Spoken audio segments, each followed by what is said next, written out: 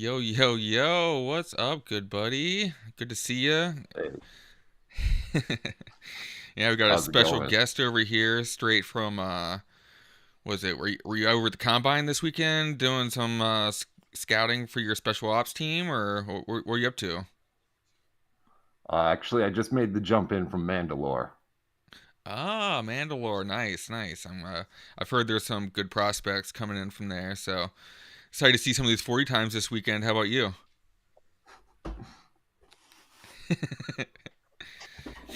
Not enough oxygen in there? Yeah. No, somehow I made it through an entire Browns game with that thing on. Yeah, dude, yeah, dude, those are some pretty sick photos. I saw you and our other buddy, both at the game, rocking the Mando suits. Yeah, the Cleveland DeLorean. Yeah, love it. But Awesome, yeah, I man. am. Well, I'm excited. yeah. I'm excited to see some 40 times. What time are those coming out? Do you know? And honestly, I'm not 100% sure. They kind of come out throughout the day. I feel like I'm gonna guess the 40 is a little more prime timey.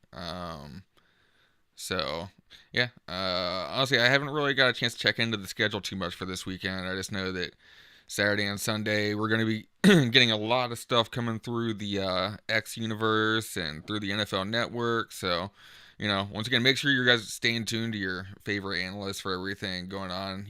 Once again, we're not draft experts or professional scouters or anything like that, but honestly, I get a lot of vibes, I feel like, during this time of the year that, I really all we're looking at during these combine season is really we're just confirming our priors most of the time. When this guy runs fast, we're like, yes, he ran fast. And when this guy runs slow, we're like, yep, told you he's gonna run slow. So I think we're just looking to confirm a lot of stuff that we already knew to begin with. So it's not a lot that I'm going to be moving up and down my rankings. Ideally I already kind of had an idea who was fast, who was slow, who had good agility, who had a strong arm, all those things already. So, but once again, good thing to see the vibes. I'm excited to see if a couple of these quarterbacks throw. I think we're just seeing McCarthy. I think Penix is gonna throw today or this So weekend. But I know the big dogs are kind of staying home. So yeah, kind of a bummer. I'd like to see everybody out there throwing, but I also like healthy quarterbacks going into NFL training camps. yeah, man. Yeah, for me, one of my biggest combine strategies is sticking to my guys that like I watched a lot of tape, we've seen a lot of discourse on these guys. I've got my heart set on a few candidates already, and they might be the people towards the top of the evaluation now, but we're going to see some combine risers. And my biggest strategy is kind of avoiding those combine risers unless I have a really, really good reason, not just like, oh, he ran way faster than we expected him to. So now we got to draft him in the first round. Like that kind of stuff isn't going to fly for me, but I do hope other people do that because that's going to push stuff down the draft board that I want. So that's my Yeah, biggest combine strategy is like, don't buy into the hype too much, but I mean, you got to be open to some of these guys when they perform better than we expected. It is time to take a second look, maybe, but not necessarily time to change your ideas.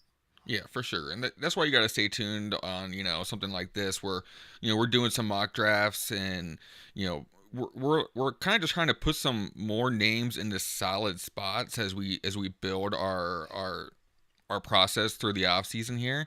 So, tuning in to see, who's starting to fill in that 8, 9, 10, 11, 12 spot, especially. Are we going to see more, a more solid prospect being all right, this is now the new 109. This is, Xavier Worthy ran a 4.26 and he's locked into this spot now. And it's like, okay, that's good for me because I don't really like Xavier Worthy, and I'm a bigger Lad McConkey fan, for instance. And so that just makes me not have to move up as far now to get Lad McConkey because I know that Xavier Worthy is going to fill that spot. I know J.J. McCarthy looking good or Michael Penix looking good this weekend could solidify them into those 9, 10, 11 spots. So running backs the same Right. way. There's a lot of things that can happen throughout this process. So, you know, stay tuned, but once again, like Ray said, don't take anything for, this is how it is, just because you hear some hype talk or some player comparing themselves to some prospect or some all-star player that they're never going to like achieve in reality. So awesome, man. Well, I feel like we'll get in. There's going to be plenty of these kind of talk shows going on this weekend and through the next couple of days. I kind of wanted to just kind of jump into what I think a lot of leagues are going to start looking more into is startup season. I know it's always Yeah. startup season in Dynasty, but I think a lot of teams or a lot of leagues like to kind of wait till around this time of the year. Free agency is starting to plan or starting to unlock. You're starting to see a little more of the combine news. People are turning back on into the dynasty community. Unlike a lot of degenerates, I think it's good to be healthy and probably turn off for like 2 months after the season, after the Super Bowl. Just turn off a lot of this stuff, but we can't do that. So we're always doing startups. We're always doing new stuff, and I've got two already in the books this year. One's finished out, and I have one that is currently ongoing. So, kind of want to jump into both of these and get an idea of where some real money startup drafts are going and where some of these rookie picks are landing and yeah, what's shaking up from 2023 to 2024. So, yeah, Okay. Ray. So, both of these drafts actually I got into the top two. So kind of rare. Last year I was picking at the 111 in every single startup draft. So it's kind of a new, fresh perspective to be picking at the top. Yeah. What do you see here at the top of this draft? Anything that's like sticking out to you, or are you feeling things are pretty chalky? Um, well, just looking at the first round so far, your Hertz pick is spicy, but it also, hey, he's one of the highest ceiling guys, especially with the receivers he has. Well, we got to see him prove it with a new offensive coordinator, though. He doesn't have his old boy that got him there. Sure. Um, and I'm seeing Burrow going at the 1.8 is, whew, that's awesome. Like I'd be Yeah, some good snatching that value. up. And Love at the 112 is, whew, that's a pretty intense rise. I mean, you're expecting to take him somewhere maybe early second round in a startup. So it's not the most egregious reach or anything, but it's not the price that I want to pay for him. Yeah, Jordan Love over the 101. I mean, I know that owner had a double tap there. So I mean, he could have had either one ranked either way, to be honest. So, I don't take a lot of like, oh, well, it was one spot ahead by the same owner. um Right. so yeah, I do think that Jordan Love is it's interesting. Him, Anthony Richardson, Trevor Lawrence, Kyler Murray, Brock Purdy, all in that same kind of bubble. You're seeing that kind of often in a lot of these startups, as that J Love kind of, like you said, early second, late first round pick, and you can't really deny it. I mean, he's got a lot of young weapons as well. He does have mobility, and he's got a franchise that historically has really knows how to develop and keep those quarterbacks for a long term. So, I do think that you could see, Jordan Love rising into that top 6, 7 tier at some point throughout the year. If he comes out hot again and looks like he did at the end of the 2023 season, I don't see any reason why you couldn't consider Jordan Love in the same tier as Justin Herbert, Joe Burrow, C.J. Stroud. Yeah. Yeah, I do whatever like perceptual reach Jordan Love is right now. Me wanting to pick him at like the 2-4 or something. This person more than made up for that by taking that 101. at the 201 because I could see that 101 pick going at the up to the 109, just because people are excited about Caleb, and if it's not him, then it's Jaden Daniels or Drake May. Like one of those guys is going to be really good and wind up somewhere in the back end of the first round, I'm guessing, of Yeah. startup drafts by this time next year. Oh yeah, for sure. I mean, I'll even just kind of pull up real quick in the other league that we're in currently. Is actually ongoing. I'm actually coming up. We might actually get to see some live picks here today. Um, Woo-woo. but in this one, you can see that the 101 went all the way up at the startup 108. I do think that that's about as spicy as you can get the 101. I mean, I guess you could say this time next year that he's possibly going over Justin Jefferson. But it doesn't leave a lot of room for that pick to really Right. grow much in value. It's actually really funny. I didn't hadn't really realized they took the 101 Jordan Love in the same draft. Yeah. Just a better value on Love and a little higher reach on on the 101. Right. Neither one I That's feel pretty like are funny. terrible picks, to be honest. What do you like? Have you done any of these startup drafts where you're taking rookie picks instead of the I actual rookie players? Yeah, that's actually the way I prefer to do it before the draft.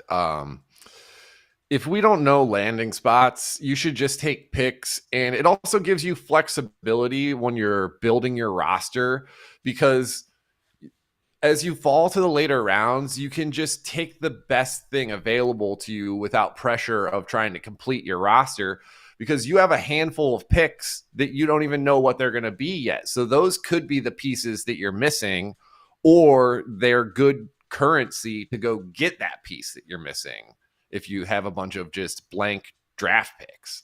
Um, we, I think we did a startup where we drafted rookies We did. before the draft, and like dude, like Malik Willis went like way too high. Like all those quarterbacks that year got like way overdrafted. Treylon Burks went super high. Like Garrett Wilson, Chris Olave were just ridiculous deals.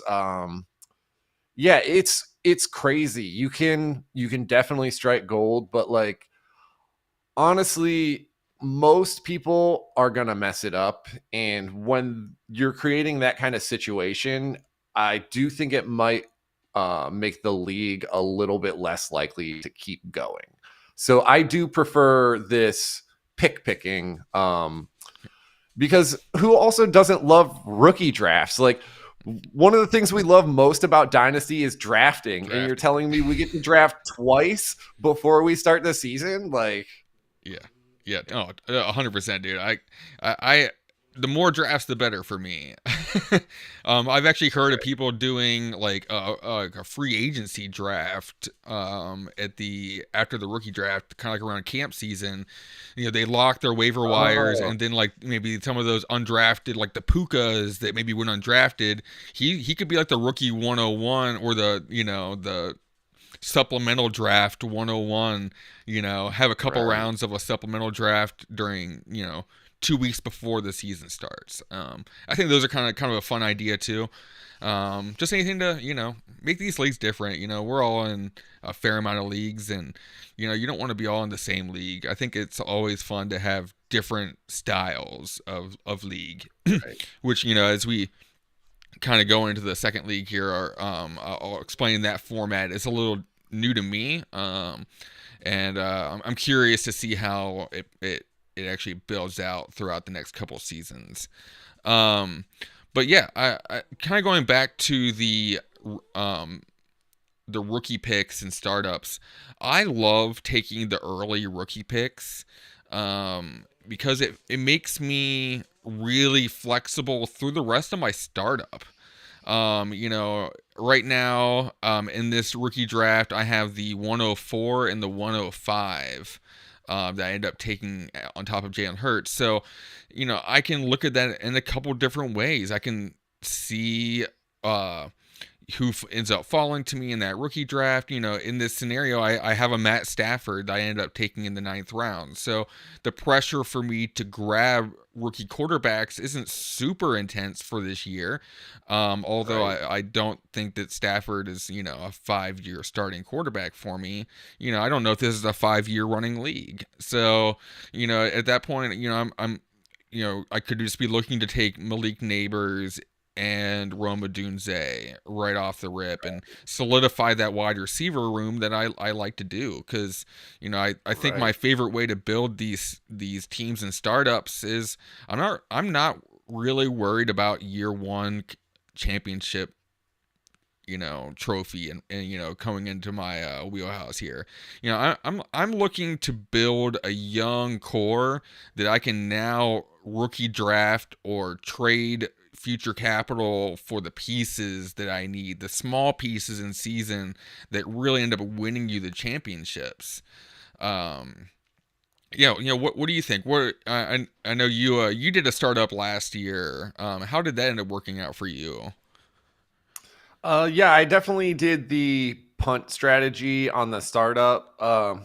We did a couple of videos about it. I think they're called like starting up and trading back. And if you watch that video, you can see some really great content and then hear me heavy breathing the whole time, which is like a It was fun part. exciting. But but yeah, it was probably one of our best videos that I just breathed over, but it was uh it was great though, the results, because I like if you plug my team into Dynasty Daddy, I'm far and away the like most valued team because I just traded back. I took the best values and I took a lot of young people. I traded a lot away and I wound up with 6 first round picks this year. I've got 2 next year and like extra seconds and stuff. So I'm just really stacked up to kind of control the market because of the way that we executed that startup, and Hmm. it's just going to keep rinse and repeat because now I have 6 first round picks. I'll probably be trading back some of them, accumulating more stuff, like taking a bunch of guys in the second round, trying to sell those guys for a first or multiple seconds, and just keep the ball rolling, keep it growing slowly, and just play the market. Know when like you have a guy that's hitting an apex in his value, and try and play the league and try and get rid of them, and it just keeps snowballing. When you start out with a lot of capital, it happens quicker because the more flexibility you have, the easier it is to get a trade done, and the more Yeah. trades you get done, the easier it is to build and build and build. Hmm. Hmm. And especially at this time of the year, you're the team that people want to do deals with. And towards the end of the season, when they're realizing that they're not in the playoffs, it's the same way. Like, I need picks, I need young talent. Who has all? Oh, okay, Mushroom Dynasty. He's got all the rookie picks. He's got all the young players. I'm willing to do some 2-for-1s to get this young piece on my roster, and I love that strategy too because it's I have my teams that I've been in for a few years. I've really built up these like kind of I feel like some juggernauts of like my favorite players on dynasty rosters. And then I have these leagues where like you said I'm punting for a year. I'm not concerned with who's on my roster right now. They could all be gone in a year as long as I double every one of them up for something different. So it just kind of makes it more fun to play around with those leagues, make some trades you wouldn't evidently do. I had one earlier where I traded Puka for the 107 and the 111, and it's like for a lot of people that might be light for a record-breaking wide receiver, but I just took a fourth-round pick and a rookie draft last year and turned them into 2 firsts. Maybe I'll turn this 2 firsts into 2 more firsts and 4 more seconds, or something like that. So Yeah. all of a sudden you're growing and growing and growing. All of a sudden you've got all this depth, and as your dynasty leagues grow, the depth is the thing that fades the fastest from these contending teams because they're putting up their first round picks, they're putting up their second round picks, they're building these great starting rosters, but they're losing depth in this process. Every year they're just leaking, and their running back just fell off, and this wide receiver just hit the 30-year-old age curve. So there's just a lot of things that can compile really quickly that as the young team, you don't have to really worry about as much. Yeah, I've got a few teams going through that because a couple years ago in startups, it was the year with like Garrett Wilson and Drake London and all of them. I really felt like everybody was overvaluing rookies, and I just made win now teams, and I won multiple championships that year with some of those teams. But it's hard now. Like those teams are getting scary going into year 3. You have your Zeke Elliott's falling off, James Conner falling off. Like it was built around a lot of like running backs that you could trust at the time, and then just filling out a bunch of wide receivers who are gonna like catch passes every week, because any wide receiver can like have a spike week kind of if you choose the right profile of guys. And for me, that's what these best ball dynasty rosters were about at that time, was make one solid core of running backs that I know are going to perform every week, and then just a huge stable of wide receivers. Well, right now my running backs are aged, and all my like half of my wide receivers are now like free agent-y, like moving around. It's really scary. So yeah, I definitely like the rookie younger strategy, accumulate picks in terms of the stability of the team, because I've got a lot of work to do on some of those aging teams. Yeah, and I would say the earlier the startups, typically the more rookie picks I'm trying to take, because it's just the more time of free agency to happen, and rookies to go onto these teams, and some of these guys all of a sudden, you know, Devon A. Chain, who looks like he could have his whole backfield, gets like another rookie running back drafted in the second round. He's now Right. another, he's committed even more. So it's like, just a lot of things that can happen. So, I think there's a lot of risk, especially with running backs. There's so many running backs that end up just getting drafted in day 3 and day 4 that always just seem like they're going to bury your favorite running back, and sometimes they do and sometimes they don't, but from a market standpoint they end up just taking a smackdown.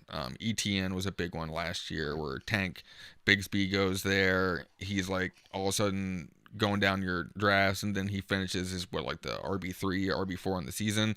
Right. And Tank Bigsby does literally nothing. So, there's always, a lot of risk and things that you can take. That's why I typically like to go with these young wide receivers. And I know that that's the sexy thing in a lot of startups or in Dynasty right now.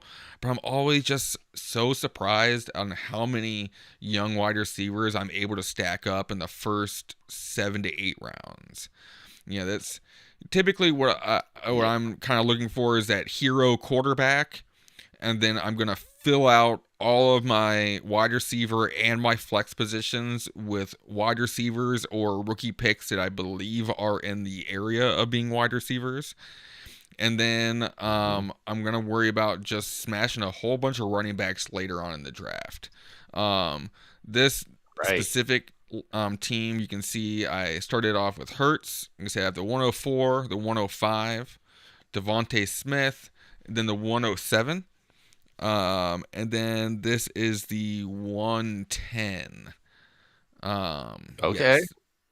So 4 picks in the Wow. first round. Um, and then I take my first running back off the board. Honestly, I just thought Rashad White was good value, falling down to me at the 8-11.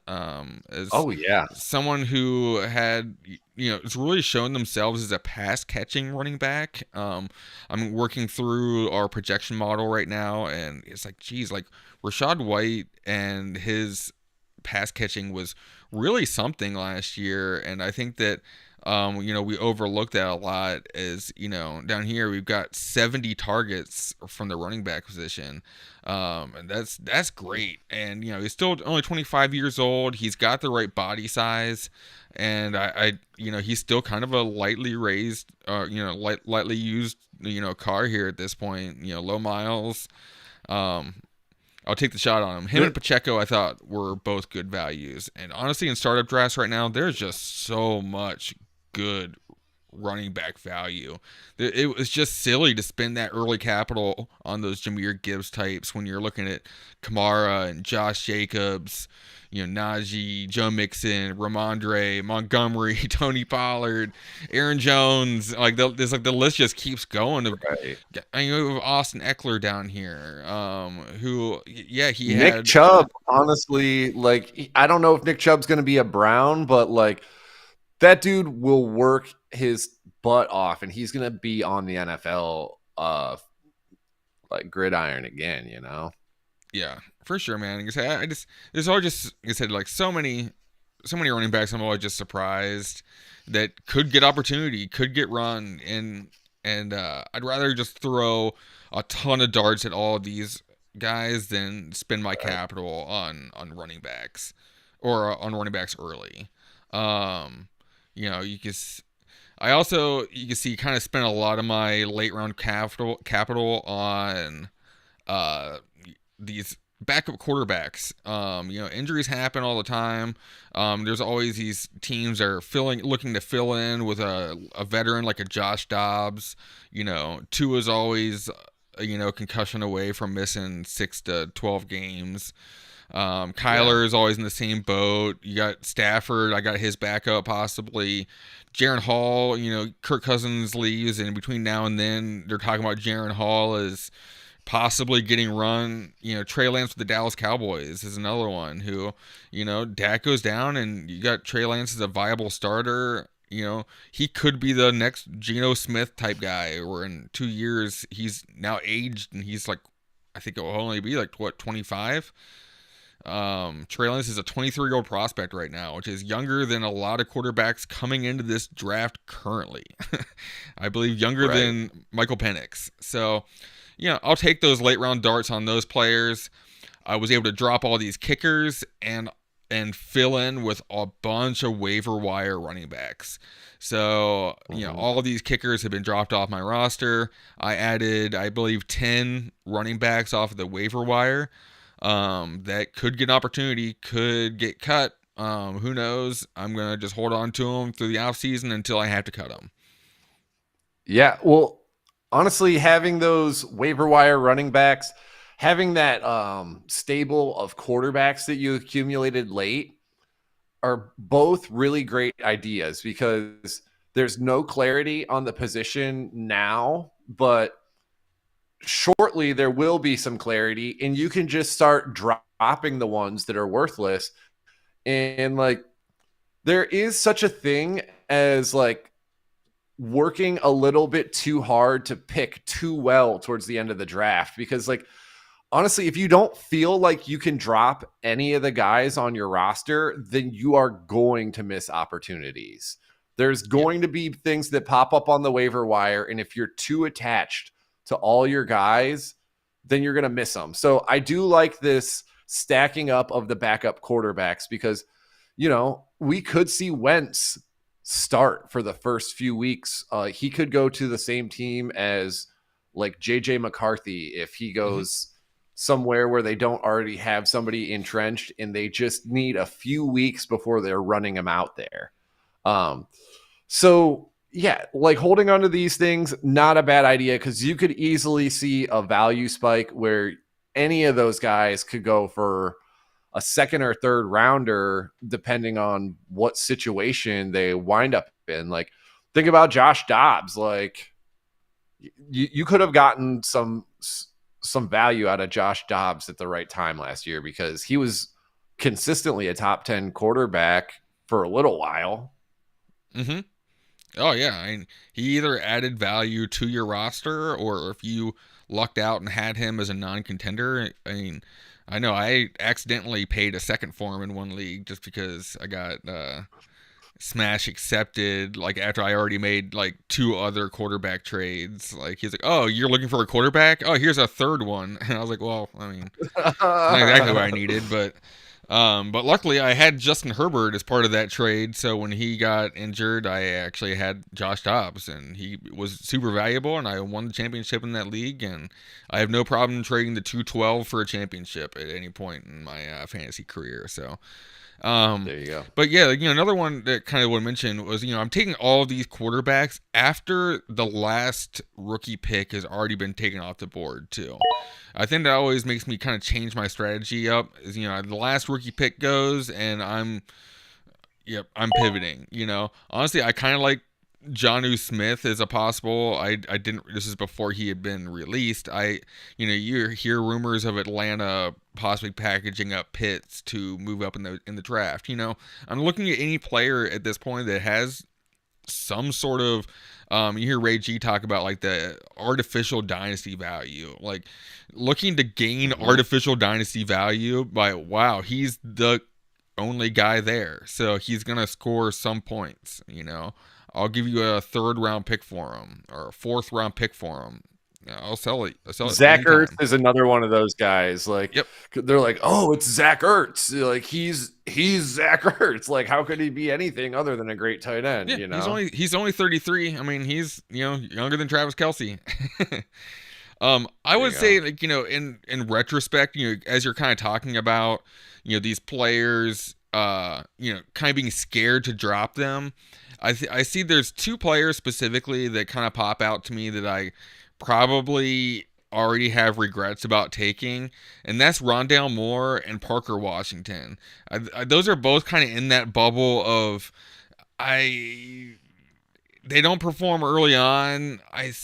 Might not evidently drop them for somebody else because I've seen them have some good weeks, and I liked Rondale Moore as a prospect, and Parker Washington showed some promise at the end of last season, and I liked his tape at Penn State, whatever it is. So I think that those are both like tough prospects. I probably would have been better off just taking a couple more of these rookie picks at this point just to go and close that out. Yeah.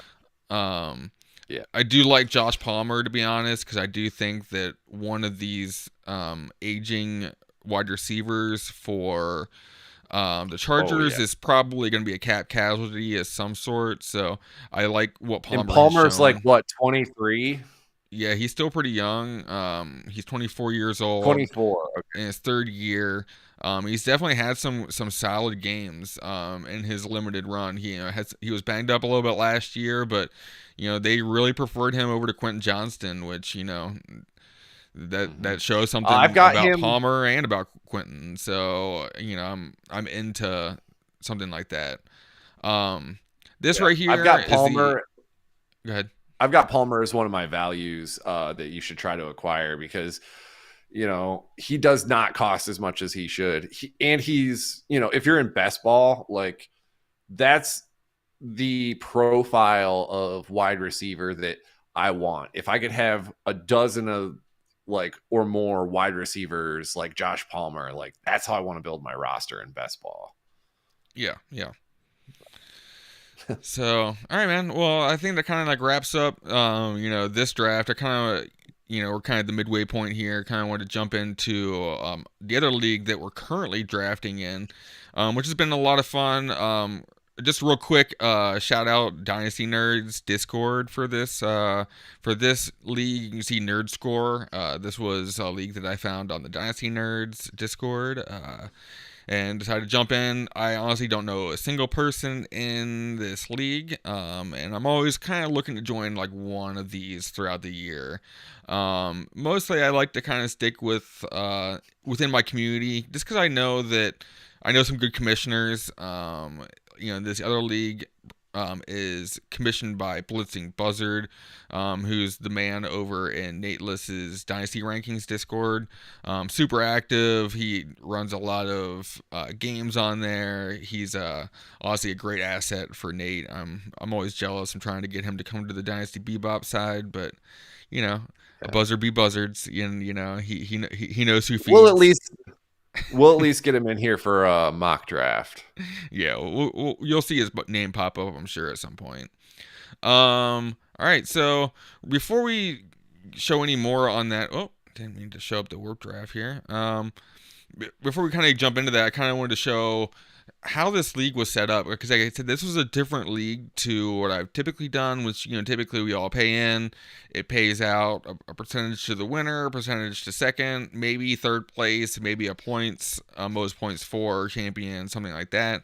But for most part, pretty straightforward.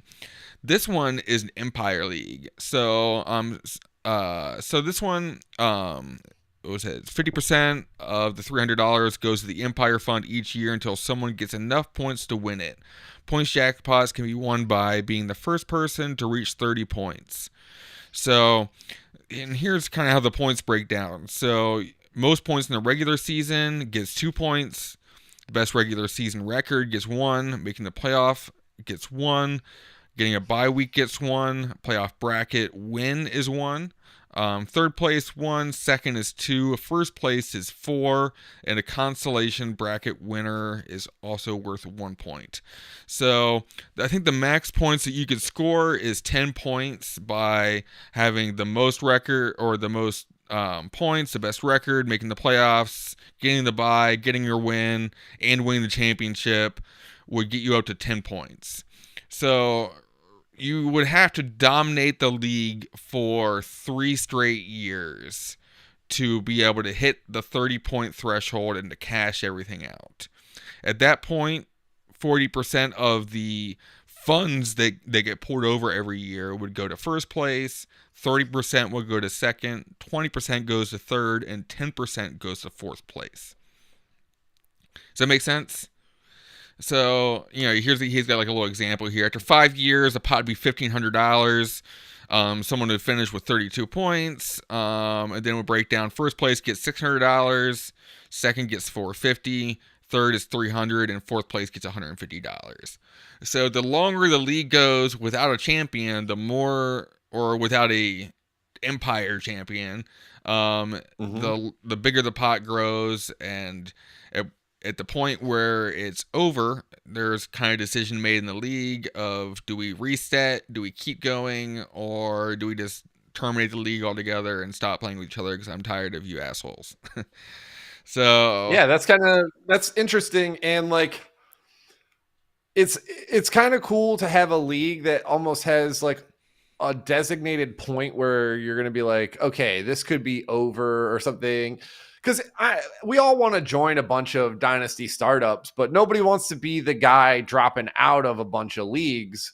So it's kind of cool to have leagues that might have like a 4 or 5, maybe 6-year arc, and then they can kind of go by the wayside, because what we really love doing is more startups, but I don't have unlimited money and time to handle 300 leagues, Yeah, startup season's always fun, but paying your league dues season is not nearly as satisfying. So yeah, all right. Well, let's jump over to this draft. Once again, took a little bit of a different strategy on this one. Once again, picking from the top. This was actually a derby style, so we got to select our draft picks based off of how the randomizer randomized the 12 teams in the league. So I ended up with I think the 4th pick in the derby, and the back end picks all went 1, 2, and 3. So that kind of just left me there, and figured being an Empire League and scoring points off the rip is going to be kind of important.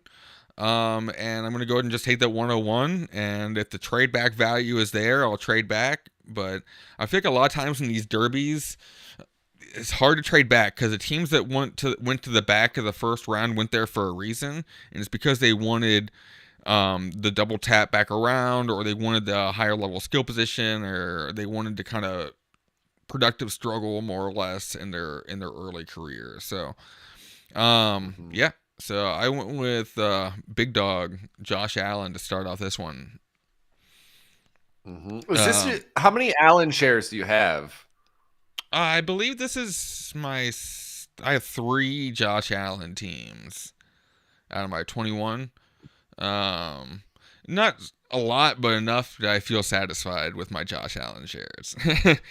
Yeah. I did the other 2 leagues I traded for him last year in the off season. Um, Trading up some pretty hefty capital in both of them. I did make it to the championship in both, but I did not win in one, and I am not loving my future draft capital based off of what I gave up for Josh Allen. But still, at the end of the day, it was a great deal, and you can't go. You're never gonna be sad when you gave up too much for Josh Allen or Patrick Mahomes. Like, I don't think you're ever gonna be like, ah, oh, dang it, like I only got 10 Well, that years one of guy top 12 was. production. This sucks. That one guy was when I dumped off Josh Allen for Jamar Chase and like several firsts and stuff in the one league. He wound up getting mad, but I think if he would have stuck around for a little longer, he would have been happy with Josh Allen Yeah, because because I his think he team. Yeah, was. after he left, his team like went deep in the playoffs. Yeah, he was a perennial playoff team to begin with. But yeah, so this one I did do one little trade back. I usually like to do trade backs as much as possible. There were quite a few trades going on in this league. I jumped on the first one. I feel like I got a little bit of doubt in my in the DMs when I first made this deal, but I think once the players came back around, people felt pretty good about me getting what I got. So I moved from the 212 down to the 311. I moved from the 8 to the 11, and I moved from the 14 to the 16, and I got this owner's 2025 first round pick. Looking at his team, it did give him obviously the back to back, top 5-ish, top 6 possibly dynasty wide receivers. He's looking at a lot of people's tight end Ooh. 2, a top 5 possible running back for people, but it's a lot of hope casting. I feel like in his team here, where things Yeah, could go and this is sour start fairly sit. quickly. Sorry, what was that? This is start sit. Yeah, it's a lineup league, and it is several starters. Let's see, one, two, How three, many four, five, quarterbacks do you six, get to start? seven. It is a start 12, with just a regular super flex and a quarterback. So, uh, he did get some So yeah, security. his team has a lot. He spent a lot of his important capital on some volatile quarterbacks, and he's really only going to be starting one or two. So yeah, it definitely doesn't seem like he took the most stable assets. It's definitely a pick that you want to have. Mm-hmm. Mm-hmm. Yeah, I mean, he's really hoping for Christian Watson to take that step up. Cooper just to be reliable all season. Kind of the same down here, with Mims and Burks as both pretty volatile prospects at this point. So yeah, I think this is the team that I could see going in 2 different directions, just depending on how things kind of plan out. Going over here to our boy Blitzing Buzzard, who took the 103. He got a nice gift, I think, of Patrick Mahomes here at the 103. Just to defend my Jalen Hurts pick in the last league, it was a .2 PPC, and there was a little rushing first down bonus in there as well. So, I don't know. I just looking at the warp graph, which you saw me pull up earlier, I just felt like that the warp Uh-oh. on Jalen Hurts was just a little too much to pass up, and with being a league full of people I don't know, like I'm trying to win a little sooner than later if I can. Apparently, Uh, Trey Benson just ran his 40 time. I'm seeing the Discord going crazy. yeah. Well, yeah. It's what is it? What do we got? I'm sorry. I'm looking for it right now. Yeah, I don't. Oh live shit! I don't have reaction. X on my phone right now. I Just gotta hold on. Where's my XXX. iPad? Don't tap on that one. Yeah. Hold on, I'm looking it up. Yeah, continue on. I'll give this to you in a second. Yeah, yeah. While you're talking about that, I'll talk about Buzzard here a little bit. Honestly, Brandon Ayuk is one of my favorite players. It's good to see him really rising up these ranks. I think Rashee Rice here was really good value. I think that the Kansas City possible wide receiver one or wide receiver two moving forward, I feel like should have a little bit more steam in his upside. I mean, it's probably pretty close to where he should be going. Actually, not kind of looking at it here. T. Higgins, I think probably I would take him ahead of Tank Dell. I could see myself taking him ahead of Drake London even. As much as I like London as a prospect, he still hasn't really shown it evidently. I did see Blake Corum just ran a 4.53. Yeah. Which what I saw his prize picks, his it was 4.39 was his original over underline, and I'm pretty sure Ray G is about to make a handful of cash on that deal because he got in before they raised the number up, which I believe they raised it to 4.45. So Oh. it's still a smash. Yeah, man. So yeah, All right, Buzzard I see going here. Benson's with a 4.39. Woo! So 4.4. Yeah, man. Benny Boy. See, that's one of those we're talking about.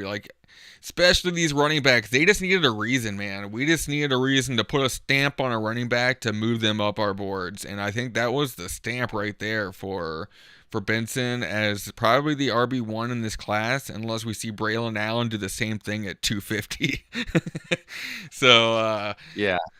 The only rumbling, other real bumbling. contender up there is Jonathan Brooks, but just the fact that he's not going to be ready to go, he's Yeah. not, if you got a guy flashing, he's going to pop ahead of Brooks. So, I'm a Brooks guy. I'm liking that because now I feel more comfortable. Maybe he's fallen more like 2.4, 2.5, and I don't have to spend as much to go grab him. Yeah. Yeah, Brooks is it's a tough one because I think it's just a lot of how you feel about him. It was like Kendre Miller last year, where he was banged up. We all liked him. I mean, heck, I took him at the 112 in some rookie drafts last year, and ate a lot of value on that. I'm not happy about. So, hoping for some year two production, but I guarantee he'll never be worth the 112 again. Just his window was the first few weeks when Kamara was out, and he didn't run with it, and the value is sunk at this point. Yeah. The Awesome, other man. breaking news that I'm seeing right now, sorry not to interrupt you, Yeah. is apparently the Bears and Falcons are close to a deal to send Justin Fields to Atlanta. How does that Wow. make you feel? What's the source? This is 32 beat writers. Okay. It's Tony Pauline is who they are quoting here. But yeah, that kind of scares me. I don't know. Justin Fields to a team like Pittsburgh or something kind of excites me. For some reason, I'm just kind of worried about Atlanta. I mean, I feel like he could take away from all those weapons instead of being a guy that pours into all those weapons, Yeah. Yeah. It's gonna be tough for the London Pitts owners, just because Justin Fields hasn't been a guy who's super unlocked a lot of weapons. I mean, him and DJ Moore's connection was good. Although, geez, but once again, just using it as I'm right now and telling myself a story about, how he had Cole Kmet and he was, used Cole Kmet well, and, the running backs were able to kind of split and get their usage. So, consolidate that offense into those three guys in Atlanta. Once again, there's going to be enough hype on it. I'm not going to be able to buy any more Justin Fields, but I probably would be holding and seeing what I got. I think it's the upside's got to be there. Ooh, Bucky Irving with a 4.56. That was a lot slower than that was expected. I feel like he Yeah. was a guy that people were talking about as a possible kind of Keaton Mitchell type or something that was going to come out there and Right. H-chan his way up to the maybe late second round, but that ain't happening. No. um. But So yeah. yeah. Kind of going through these. Uh, finishing up the startup talk a little bit.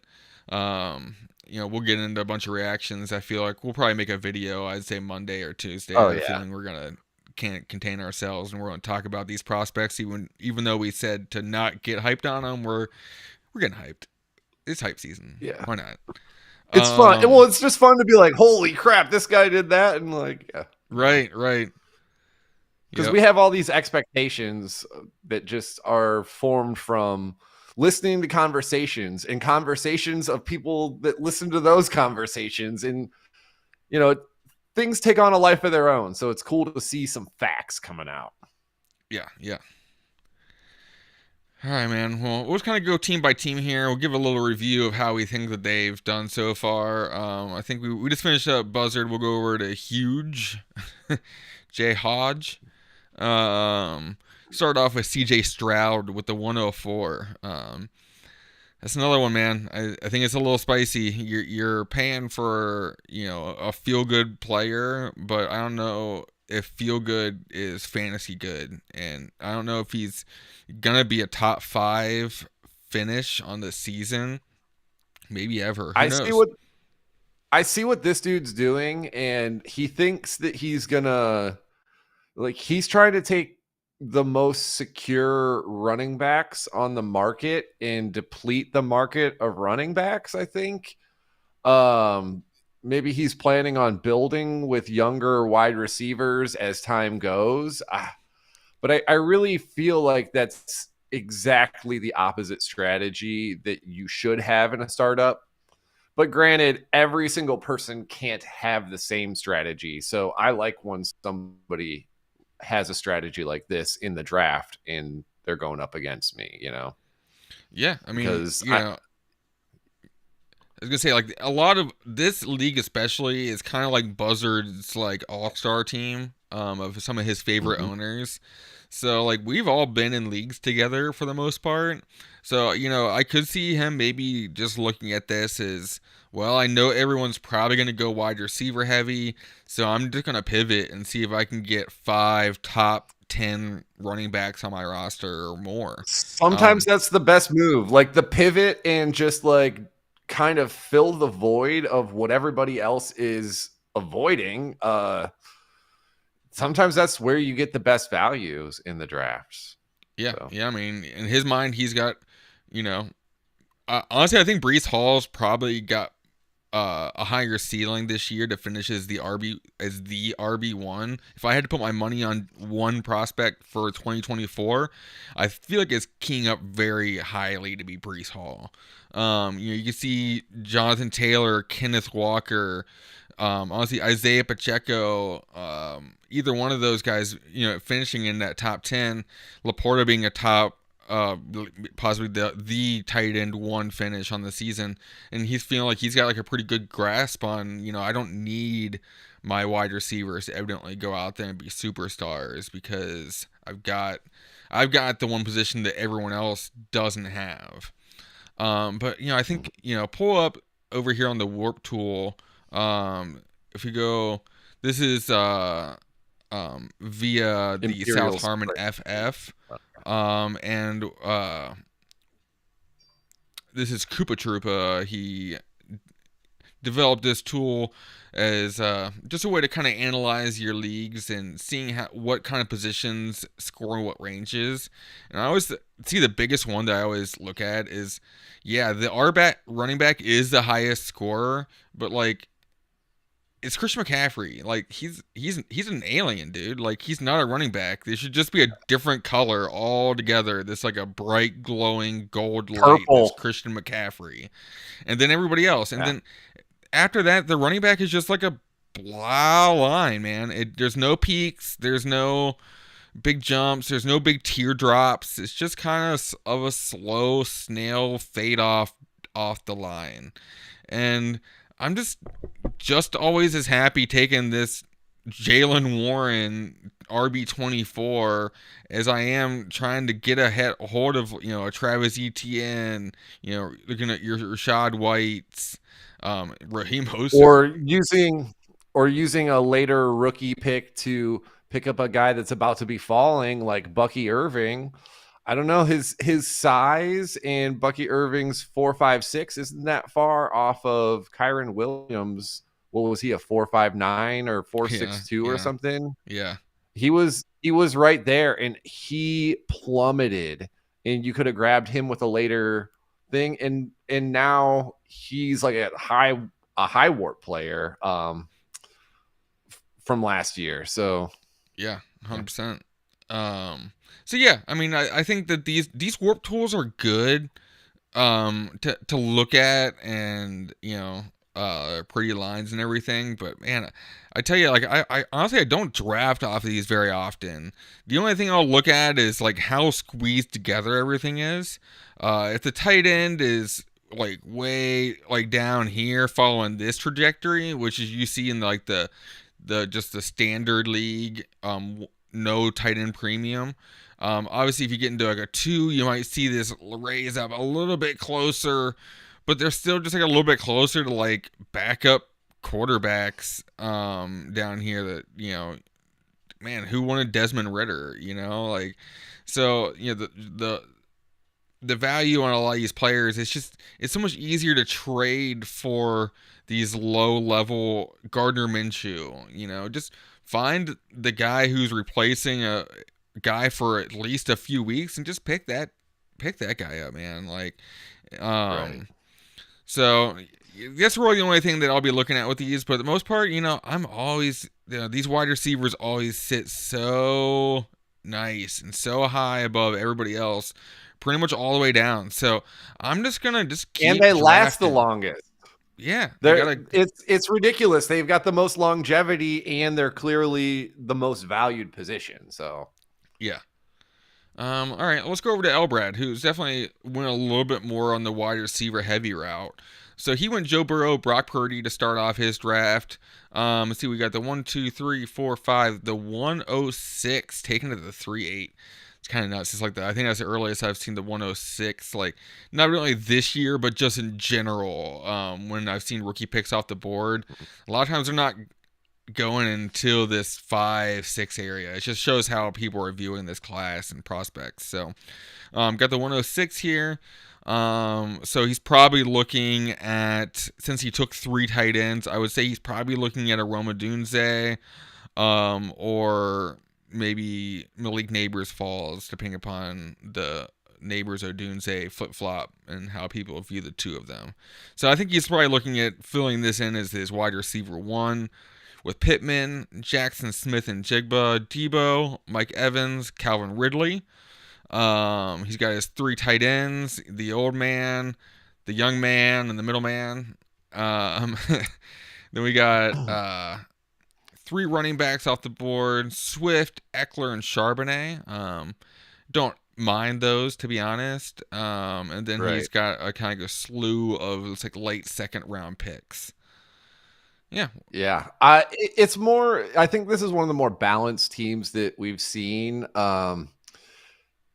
I know from experience of being in a league or two with Elbrad, like this dude can trade. So like I don't see this as a stagnant roster. I think he got some great values, and yeah, he's going to be active. Yeah, definitely looking like one of the stronger teams so far to me. Yeah, I'm pretty sure he's already moved all his 25 picks. And I don't know if he Okay. moved his 26 first or not. He might have been one of the ones that did. I mean, looking at the fact that he has, 2 6s, 2 8s, and then he has got 3 here in the 11th, it's feeling like he did, because he's not giving up a whole lot back here. So he's definitely, he's, looking to score those points, and he's probably trying to see what he can do to move like I would be looking to see what he'd do with Joe Burrow to split that into another quarterback and some other assets. Same with Brock Purdy. Just test the market on the two of those. Maybe try to trade back from this spot and splitting that into multiple assets. You know, yeah. Mhm. Overall, like I said, I think Yeah. All right. I, We I, should. I like the I think team. we need to start. I think we might need to start going through these a little faster if we're going to get through all of them. Don't rush me, dude. Um, It's Saturday. We got to be somewhere today. yeah. Yeah. No, Honestly, I'm I don't just. care about Yeah. any of these owners down here, anyways. No. Real quick, we'll just kind of go through these. Lamar and Kyler, I think, is a nice upside start for the quarterback position. You're looking at Olave, Godwin, Hollywood, Hopkins, ETN, Barkley, Warren, and Nick Chubb. Once again, kind of that more well-rounded. I got a little bit of everything. Feeling all right about it. Joku's really raised up in value. I tell you, he was a guy you were Yeah. getting a lot later. Good Yeah, for him though. this person appears to be a smart drafter. It looks like they're making some solid trade backs. And are they accumulating future firsts or future picks with some of these trade Yeah. I backs? think Ramses is the one that has two future firsts now at this point. So he's got three, his and two others. Either that or he has an additional Cool. 26. But I know that he's acquired two firsts. I believe that's what he basically got from here and here, was getting first round picks and then moving back.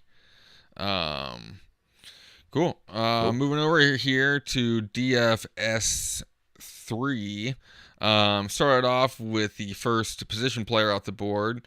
And I think was getting a good value on T-Law down here. I do still believe in T-Law. I would have no problem with this like nice little combo here. JJ T-Law, CMC, and Kyron, two high warp players. Devontae Smith, Zay I don't know. Flowers. I think is a nice three wide receivers. Cortland Sutton, Elijah Moore. They're in the flex. You got Hawkinson, who's probably going to be on the pup to start, but you do have Dalton Schultz as a viable tight end replacement for a little while. Josh Jacobs, Roshan Johnson, filling out that running back room. Right. Yeah. That Once again, CMC Kyron like pick on the running backs right there. That's scary. Both of those guys are pretty volatile with CMC kind of approaching an age cliff, and Kyron Williams could be unseated by like a third round draft pick. I don't know. I mean, I like Kyron. I'm scared taking him in the fourth round of a startup because how often do we see that these running backs are their biggest movement is down consistently? So he's a volatile guy. That's a risky pick for me. yeah, it's like, who was going here that played for the Rams a couple of years ago was Cam Akers. Even after his torn Achilles, he had that couple of games at the end of the season. He was back up around that 5 or 6th round. And you're like, like you feel really not hot about that pick now. Ooh, So yeah, real quick. Jalen Wright 4.4440. nice. All A right. lot of guys had talked about him as a guy that could move up and solidify himself. He's the guy, the running back out of Tennessee. Yeah. That's the first step right there. Yeah, I think that's really solid number for him. Mm-hmm. All right. Gray FE. He took the 101 Jordan Love. We talked about that already. Jahmyr Gibbs. Honestly, if there's one running back I would be willing to take at value here is the RB3 off the board at Jahmyr Gibbs. I'll pass on the high value, the higher value, and then taking the guy who I think has the higher ceiling even. And probably the longer career, possibly, here at the Maybe. 3-5. So definitely on a better team. Here we've got, I think it was like the 108 off the board, and Jordan Addison, George Pickens. And then he still kind of going with these, flurry of tight ends, Mayer, Fryermuth, and Likely. Some of these, and some young upside running backs, Gibbs, Cook, Tajay, Kendre, and Chase Brown. I don't really mind any of those running backs. I think Chase Brown's an interesting one. Tajay is interesting. Kendre is interesting. once again, light on the wide receiver position in a league where you can start up to 7 wide receivers. I think that some of these teams are going to be looking to purchase some wide receivers at some point in the season. Yeah. I don't hate any of the picks that last guy had made. I do think if he's gonna be going deep into the playoffs, he's gonna have to do a lot of movement of players, like just getting himself more receivers, getting rid of some of the, like, if Chase Brown spikes or Kendre Miller spikes up, turn him into the wide receiver that like the value then reaches, and that's going to balance itself out. I don't hate any of the picks, and there's a lot of good stuff to complete trades with. So I Mm-hmm. think this is a pretty solid team. Yeah, if you like move Chase Brown up into like Romeo Dobbs or something, you like moved up a Right. couple rounds in dynasty value. If you can move up a little higher, or, see what the Hollywood Brown owner is doing or something like that. That's why I like doing Right. startups. It gives you a good layout, kind of like, of how people feel about players, and looking at rookie picks, and you're like, I'll show a Nico Collins deal later, but I'm seeing him moving up boards, and I'm like, all right, man, he's going between the 107 and the 108 pretty consistently as far as rookie picks go. So I was able to, get a deal made based off of how I'm seeing him viewed in these startups. So yeah. Next one, we'll go over to Chris, the card man, longtime listener, I believe subscriber to the channel. Hopefully you're watching. Shout out. Um, Awesome value on Justin Herbert, all the way down here at the 1-9. He comes around and takes the 103. Garrett Wilson, Drake London, Jamo, Dobbs, Gabe, and Hyatt round out his wide receiver room. He's got Kincaid. He's got Javonte Williams. And he has Bryce Young and Daniel Jones to round out his quarterback room. Once again, we talked about Yeah. before, like the This is a Bryce team. Young. Go ahead. This is a team you got to look out for, honestly. Yeah, he's got some good value here, and he picked really wisely. He let the value fall to him, and it didn't look like he like reached on any of these guys. Yeah, it's like he did like a double trade back here and trade away this pick. So I'm gonna guess he's also another owner that maybe got another first. There were quite a few first round picks flying throughout the league, because I think that people were kind of looking at this Empire thing as wanting to get those points early on. But yeah, I think there was some good value on this one. I think even honestly, Dalton Kincaid is fairly solid value compared to Laporta 2 rounds ahead. Um, Yeah, or even McBride. Like, I mm-hmm. guess that's only 5 or 6 Almost two picks ahead. rounds. All right, over here, I am T. Lou. He will start off with CD Blam Blam, and then the 102, and then the 104, 5, the 105. So once again, starting off kind of young and flexible, allowed him to kind of see how the draft played out. I feel like this is kind of a draft strategy I would have chose if I had picked from a similar spot. Although I would have considered taking the 102, or Anthony Richardson, maybe even. But CD Lamb and these nice top 5 picks allows him to have a receiver room without even adding any of these rookies in yet. With Lamb, Moore, Higgins, Diggs, Keenan Allen, Khalil Yeah, Shakir, Dontavian Wicks, and Mike Williams.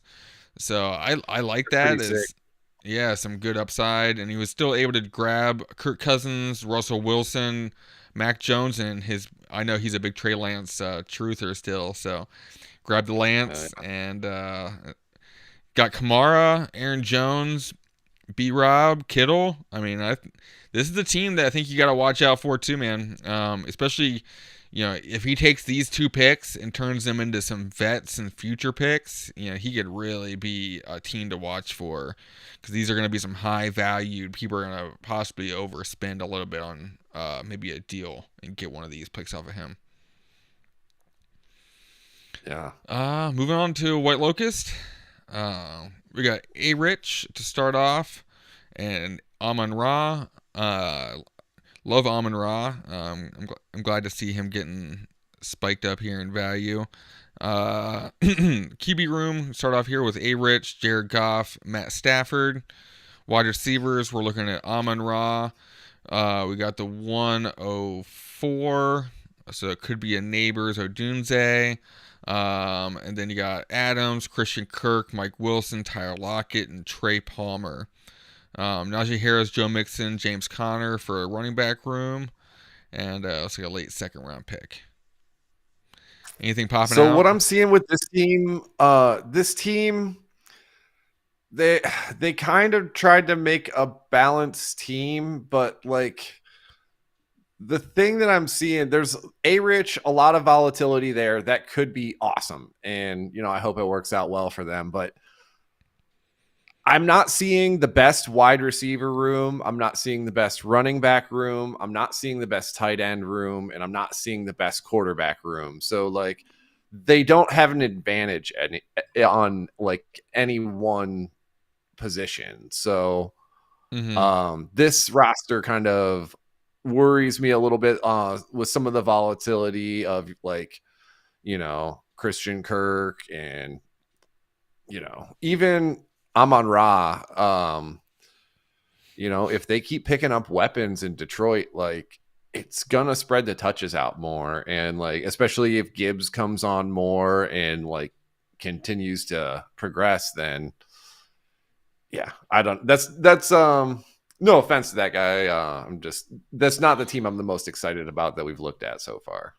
Yeah, like like I say the same thing. Like I love Amon Ra, but like looking at like Amon Ra or the 102, it's like you got to find the owner who wants Amon Ra St. Brown enough to give you whatever you want for him. But that 102 could be Marvin Harrison, could be Caleb. You're looking at one of those two guys regardless, or however you feel about Jaden Daniels. All like right here. So I kind of like the idea of taking the 102 here over Amon Ra. I've got no problem with Amon Ra. But yeah, I agree. And the other thing is, like, I think if I'm taking Jared Goff here at the 411, I'm not going to turn around and take Matt Stafford here at the 6th. I would probably rather take the upside if I wanted the safety of a QB3. I guess I was looking at it the other way. I thought it was Bryce Young.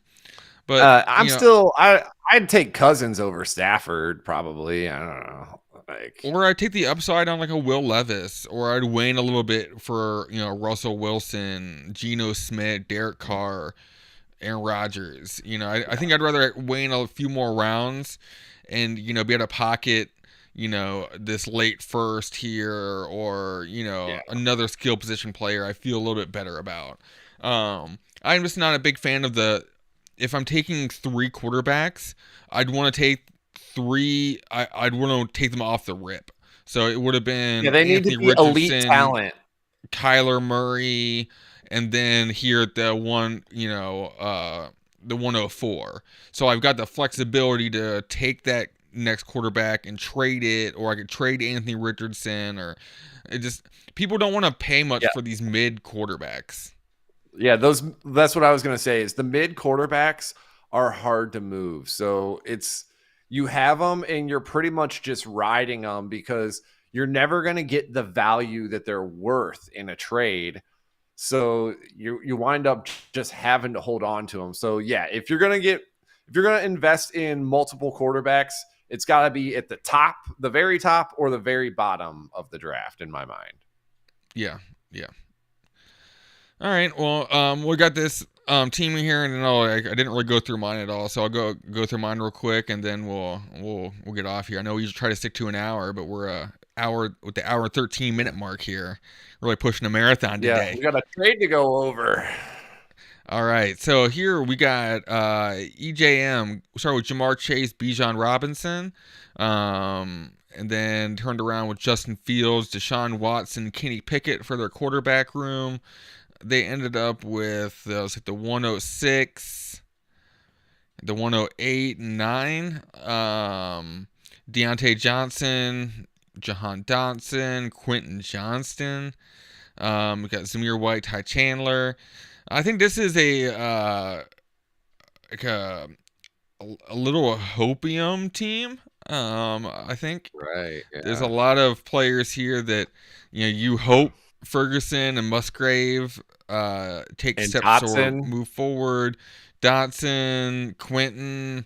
I Right. mean, hell, Zamir we've White. talked about Jamar Chase as not evidently being like the guy we hope for him to be, all the time. So, there's another one too where it's like, yes, it's tough. So, I think there's another team where they're gonna have to make some moves to stay on top, or this is the team that could leak value out really quickly. Yeah. All right, man. Real Are you quick. going to make a pick on the Are you going to make a pick on the clock here? I would just caution you, since this is an ongoing draft and a live stream, that if you have players set in your queue, I wouldn't make the pick. Oh yeah. Yeah. I'm not super concerned, but yeah, I'll probably just go ahead and do it afterwards. I didn't actually realize I'd been on the clock for 45 minutes. I'm sorry, guys. I hate being on the clock this long. All right. So I started off with Josh Allen, and then I turned around with the ultimate Miami Dolphins stack: Tyreek Hill, Tua, and Waddle. Um, Came down around the corner here: Jaden Reed, DK Metcalf, Cooper Kupp, Josh Downs, and Wandale Robinson. I ended up with the 2-4, the 2-6, 2-7. My only running back so far is Tony Pollard. So once again, trying to fill out all of my wide receiver and flex spots already with top 40, top 50-ish wide receivers. I feel pretty good about my two quarterbacks. I like the value here at Tony Pollard. And I'm probably looking, pull up here. Let's see. Got some wide receivers still. I've got Johnny Mingo. I've got Rashad Bateman. We're kind of on my list as players I was considering. Um, the tight end department is getting a little bit thin, but everybody already has one or two, so I'm not always super in a rush because it's not like, I mean, let them keep buying tight ends and I'll just keep getting better value to fall down to me.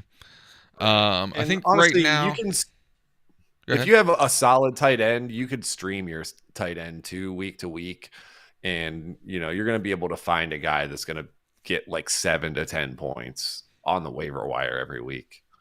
Yeah. Yeah. What do you think about Greg Dulcich down here? You think he'll be there another round?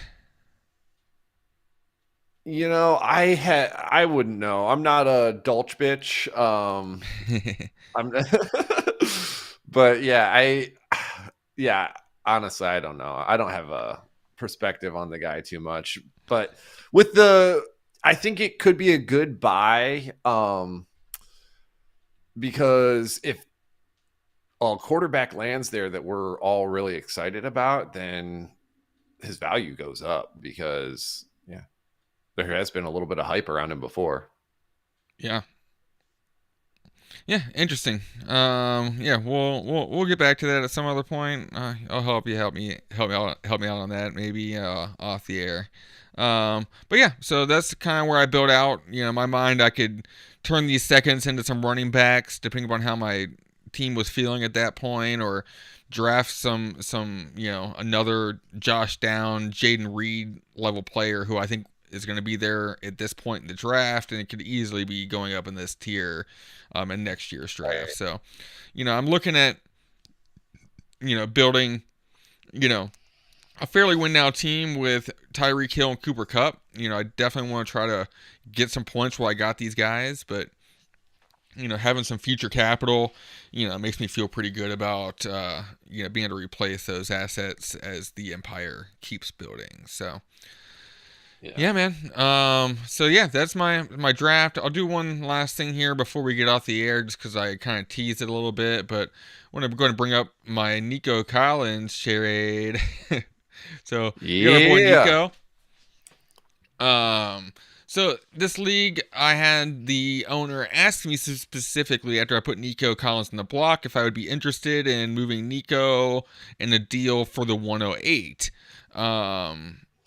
kind of thinking about it, it seemed like pretty fair value. I mean, re-rolling Nico into the 108 is probably similar upside in my mind. Um, Mhm. so I sent him the offer of Nico Collins for the 108 and the 208.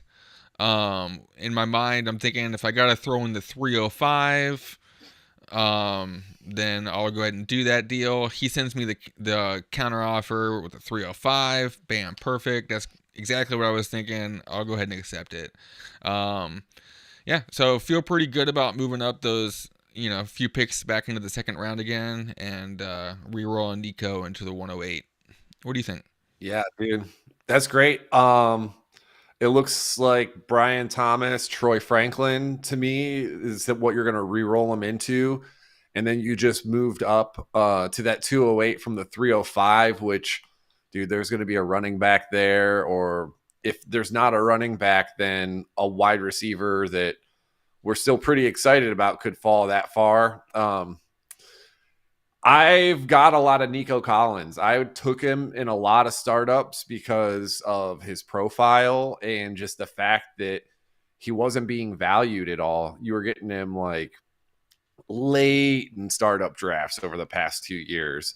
Mm-hmm. And I think he's now jumped way beyond what he's actually worth. Like I value Pittman above Collins and stuff. Like, so I think this is a good deal. Like, you're maximizing the value while it's there. And if Houston drafts a wide receiver in the first 2 rounds, Collins takes a hit in perceived value right there. So I think it's smart to get him off your roster right now. Yeah, yeah. I mean, I think we talked about him being a big buy for us last offseason. And I really like Nico. I thought he was great value. I'm pretty sure I got him in like the 15th round in the startup last year. And did everything we were really hoped him to do. And he could turn around and bite me pretty hard, to be honest. I think he's got the ceiling that you're looking for, but so does the 108 and the 208. And I think at this point, on this team especially, he was my wide receiver two, behind Brandon Ayuk. So it's that's saying a lot about Yeah, that you need team. to build out your wide receiver room in that league. So Yeah, so doubling if I it can split into two Nico picks. Collins into the 108 and 208 and possibly get two wide receivers that are two Nico Collinses, then Right. I'm feeling really good about it. But you guys gotta take these risks sometimes. Once you get into kind of talking about these portfolio type leagues and why it's fun is I'm able to make deals like this versus my home league. I drafted Nico Collins. And I'm like, oh man, I won Nico Collins. Like I can't trade him now. Like I already won a Nico Collins lottery. So, Right. yeah. So yeah. Good talking to you, buddy. I think we're gonna go Yeah. ahead and cut it off here at the hour and a half mark and save our voices up for getting excited about fantasy guys running fast times in their shorts and catching Yeah. and throwing passes tomorrow. Cool, man. All right, buddy. Well, you have a good night, and I will talk to everybody later. Peace. Peace. Bye.